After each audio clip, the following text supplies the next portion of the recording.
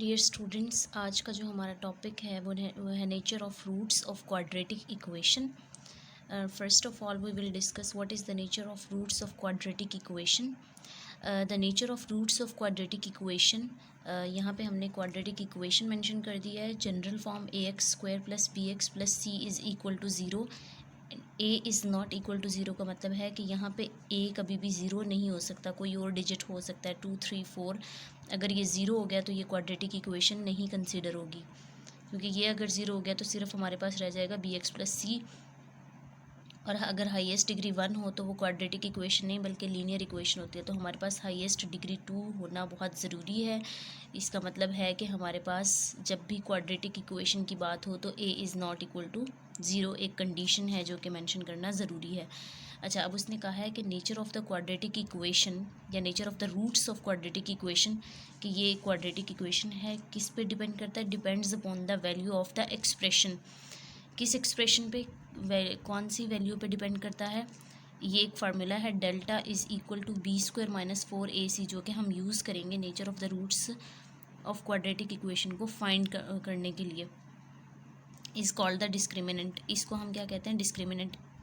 इस पूरे पैराग्राफ पे सिर्फ ये बात लिखी हुई है कि हमारे पास नेचर ऑफ़ द रूट्स यानी कि क्वाड्रेटिक इक्वेशन की नेचर को फाइंड आउट करने के लिए हमारी जो डिपेंड करता है वो किस चीज़ पे डिपेंड करता है? इस एक्सप्रेशन पे या इस फार्मूला पे, जिसको हम क्या कहते हैं? डिस्क्रिमिनेंट। अब यहाँ पे हम किस तरह से फाइंड आउट करेंगे ये हम देख लेते हैं। हमारे पास टोटल 4 केसेस हैं डिफाइंड, जो कि मैं आपसे के साथ अभी डिस्कस करने लगी हूँ। केस 1 में क्या है कि डेल्टा की वैल्यू, यानी कि इस फार्मूला में ये जो आपके पास फार्मूला है delta is equal to b² - 4ac, इसमें जब हम वैल्यू पुट करेंगे और जो आंसर आएगा, सपोज़ इसमें वैल्यूज़ पुट करने के बाद मेरे पास आंसर आया 4, तो डेल्टा की वैल्यू होगी 4 है ग्रेटर देन ज़ीरो, ज़ीरो से बड़ा है। तो केस 1 में वो क्या कह रहा है कि when delta is greater than zero, कि ज़ीरो से कोई भी लार्जर वैल्यू या लार्जेस्ट वैल्यू हमारे पास आएगी, and not a perfect square, और वो परफेक्ट स्क्वायर नहीं होगा। परफेक्ट स्क्वायर का मतलब है, जैसे मैं आपको एक एग्जांपल में समझाऊंगी कि वो एक परफेक्ट स्क्वायर नहीं है। जैसे हमारे पास 4 है, 4 किस चीज़ का परफेक्ट स्क्वायर है? 2 का। और 49 है वो 7 का परफेक्ट स्क्वायर है। 9 है वो 3 का परफेक्ट स्क्वायर है। इसका मतलब है यहाँ पे वो कह रहा है केस 1 में कि when delta greater than zero and not a perfect square, तो हमारे पास रूट्स क्या होंगे? अनइक्वल और इर्रेशनल। केस 2 में क्या कह रहा है कि when delta greater than zero, first में भी उसने यही कहा था कि डेल्टा ग्रेटर देन ज़ीरो या डेल्टा ग्रेटर देन ज़ीरो, लेकिन उसमें उसने कहा था कि नॉट अ परफेक्ट स्क्वायर। इसमें उसने कहा परफेक्ट स्क्वायर होना चाहिए। The roots are unequal and rational, यहाँ पे था अनइक्वल और इर्रेशनल, यहाँ पे है अनइक्वल और रैशनल। केस 3 में वो क्या कह रहा है कि डेल्टा की वैल्यू अगर ज़ीरो आ जाए हमारे पास, तो रूट्स क्या होंगे? Rational and equal. अभी आपको शायद समझ ना आ रही हो, लेकिन नेक्स्ट में जब हम एग्जांपल्स करेंगे तो आपको क्लियर हो जाएगा कि ये केसेस किस तरह से अप्लाई करने हैं, या किस तरह से डेल्टा की वैल्यूज़ हम फाइंड आउट करेंगे, और किस तरह से हम उसे कहेंगे कि ये रैशनल है या इक्वल है, अनइक्वल है। देख लेते हैं हम नेक्स्ट में एग्जांपल में। केस 4 में वो क्या कह रहा है कि when delta less than zero, zero से स्मॉलर वैल्यू आ जाए, कोई भी नेगेटिव वैल्यू आ जाए, तो रूट्स क्या होंगे? अनइक्वल और इमेजिनरी। अब हम एग्जांपल्स की तरफ चलते हैं। एग्जाम्पल हमने चारों तरह के केसेस की डिस्कस की हैं। एग्जाम्पल 1 हम देखते हैं अभी।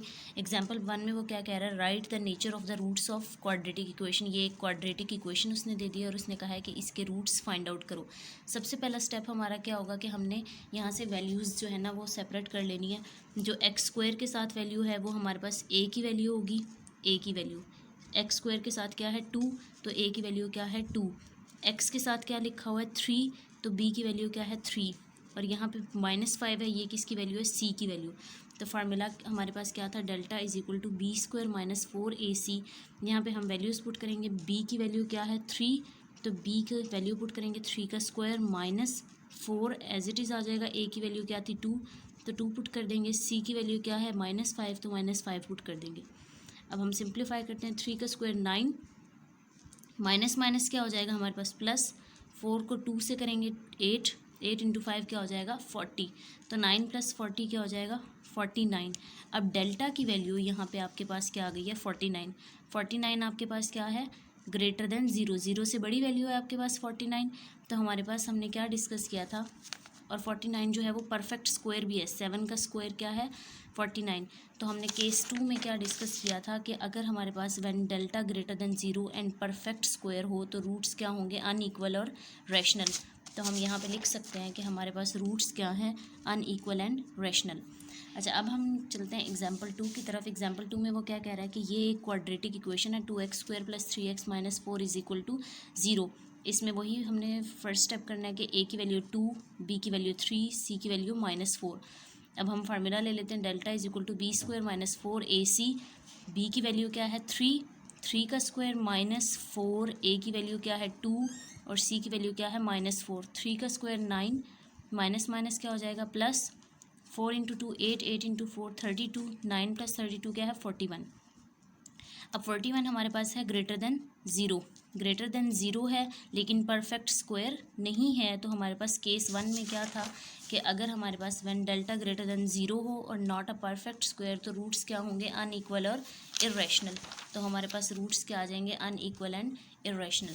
एग्जाम्पल 3 की तरफ चलते हैं। एग्जाम्पल 3 में वो क्या कह रहा है, एक क्वाड्रेटिक इक्वेशन है, 2x² + 3x + 5 = 0। यहाँ पे a = 2, b = 3 and c = 5। Formula again हम लेंगे, डेल्टा = b² - 4ac। b की वैल्यू क्या है 3, 3 का स्क्वायर -4, a की वैल्यू क्या है 2 और c की वैल्यू क्या है 5।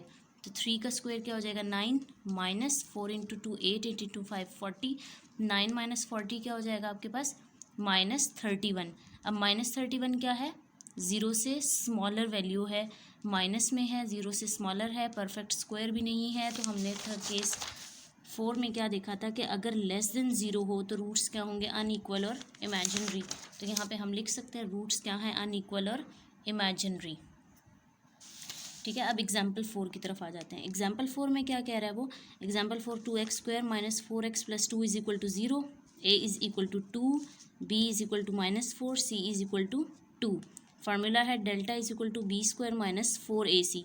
b² की वैल्यू क्या है -4, -4 का स्क्वायर -4, a की वैल्यू क्या है 2, c की वैल्यू क्या है 2। पुट कर दी हमने वैल्यूज, -4 का स्क्वायर क्या हो जाएगा 16, माइनस एज इट इज़ आ जाएगा 4 × 2 8, 8 × 2 क्या आ जाएगा 16, 16 - 16 क्या हो जाएगा 0। तो हमने एक केस ये भी देखा था कि अगर डेल्टा की वैल्यू जो है वो आपके पास क्या आ जाए 0 तो रूट्स क्या होंगे, रैशनल और इक्वल। तो अब हमारे पास क्या हो जाएंगे, रूट्स रैशनल एंड इक्वल। तो हमने आप कोई भी क्वाड्रेटिक इक्वेशन को इस तरह से जो है वो सॉल्व कर सकते हैं, और सॉल्व करने के बाद आप देख सकते हैं कि आपके पास क्या है, रूट्स की नेचर क्या है।